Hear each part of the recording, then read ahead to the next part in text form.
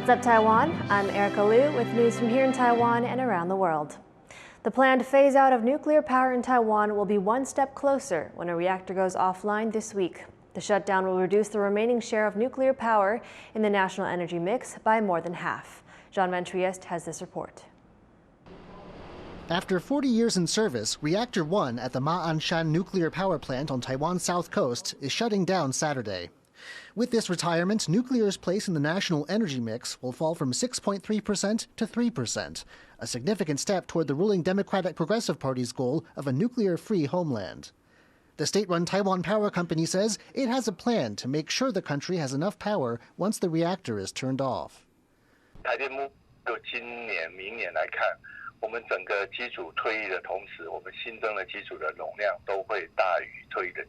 The plan is to borrow power from privately owned generation, bring generators under repair back online, and make up the rest with renewable energy. The company says it should have no problem keeping a reserve capacity of over 10% during the day and 7% at night when demand grows. But observers have some skepticism about this promise.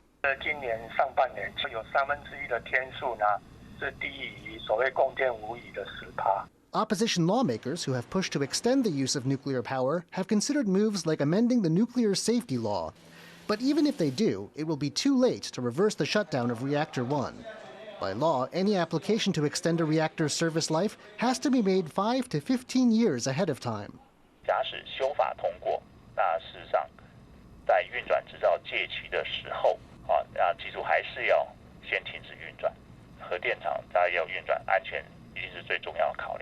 A formal decommissioning will involve more steps, like removing reactor fuel and completing an environmental impact report.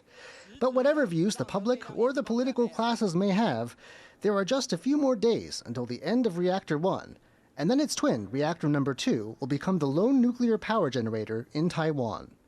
Justin Wu and John Van Trieste for TaiwanPlus. The war in Ukraine has led to soaring interest in civil defense training in Taiwan. While most classes focus on individuals, one grassroots initiative is instead preparing communities to respond to war. Louise Watt traveled to eastern Taiwan to find out what they're learning. In this Presbyterian church for Indigenous people in eastern Taiwan, members are gathering not to study scripture, but war. Church pastor Zhang Zhengde is concerned about the frequent reports of Chinese military planes flying near Taiwan and believes the likelihood of China invading is increasing.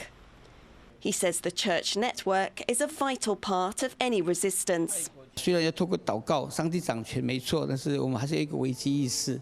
那在教会里面能够凝聚部落里面的社区这里的凝聚力非常重要。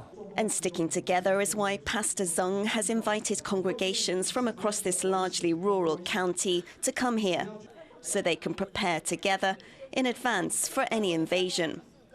China claims sovereignty over democratic Taiwan and vows to one day control it.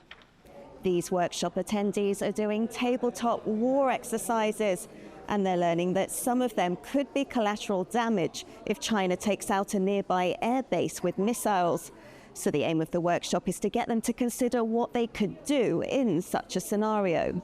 The workshop is run by the Taipei-based Academia for Masana, an organization set up a year ago by Lavagao Talimalau, who left behind his life as a scholar to promote community-based civil defense. With this exercise, they can teach their own congregation members how we prepare. When people get together in a community, then you have more strength, skill, and resources. When all these strength, skill, and resources put together, you have better chance to survive. Russia's invasion of Ukraine has increased interest in civil defense training among Taiwanese, who fear their large neighbor China could make good on its threats to take control of the island. But most of that training has focused on teaching individuals skills like first aid. The Indigenous churchgoers attending this course are learning how they can work together in preparation for and during wartime, identifying locations to stockpile food and setting up solar panels on their church roofs to counter power being knocked out. 如果断水或断电的时候，我们教会应该要开放一个空间哈，或者是教会的长子同工或医护人员或村里干事集结一些药物来帮助我们的灾民这样子。我是觉得是大家每一个教会可以连结在一起的，然后我们除了可以自救，也可以去帮助别人。我觉得这是我们要去思考的一个点。These church members leave the workshop vowing to pass on what they've learnt to their communities. Their focus is on their ultimate goal, to be ready for China, if or when it invades. Devon Tsai and Louise Watt for TaiwanPlus.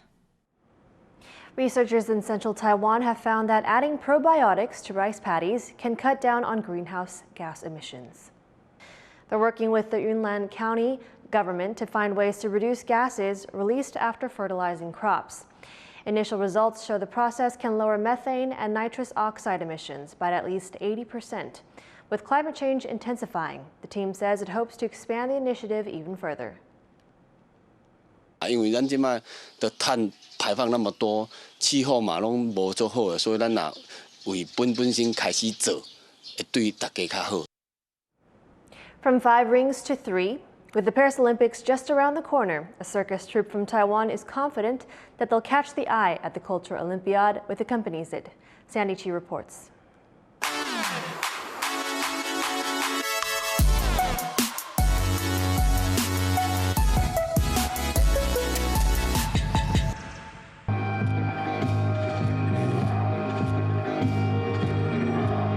Major Ling, director of a Taiwanese circus troupe that has created a series of performances for an all-female cast, has her own ideas about beauty. 美不是只有一种，每个人的每一种形态对我们来说都是一种美，所以其实对我们来说没有美丑之分。Zhiling and her troupe, Eye-Catching Circus, are bringing this message to Paris for this summer's Cultural Olympiad. 这几年主要在做的一个系列是女马系列，那刚好欧洲现在或者不管是巴黎或者是英国或者是各个其他国家，它其实现在很多都关注在于女性议题的这件事情上面。Eye-Catching Circus was established in 2015. Their most celebrated piece has proved to be a hashtag since 1994.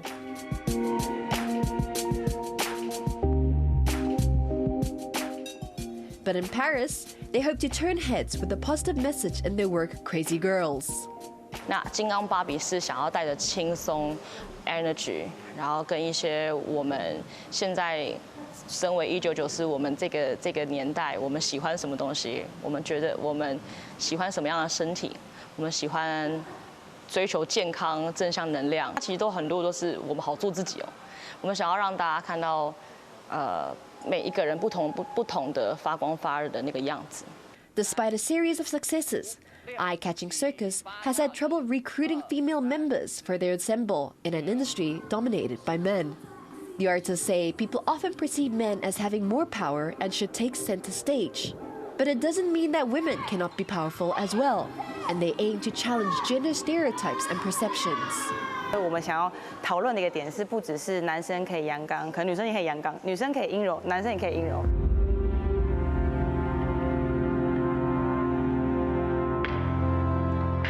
Eye-Catching Circus will perform 3 shows at the end of July for the Cultural Olympiad. A troupe of crazy girls challenging gender norms with strength and grace in the heart of Paris. Scott Huang and Sandy Chi for TaiwanPlus. Thank you for watching What's Up Taiwan. Finally, let's take a look at the longest rowing boat in the world participating in the Paris Olympic torch relay. I'm Erika Liu. Take care and see you next time.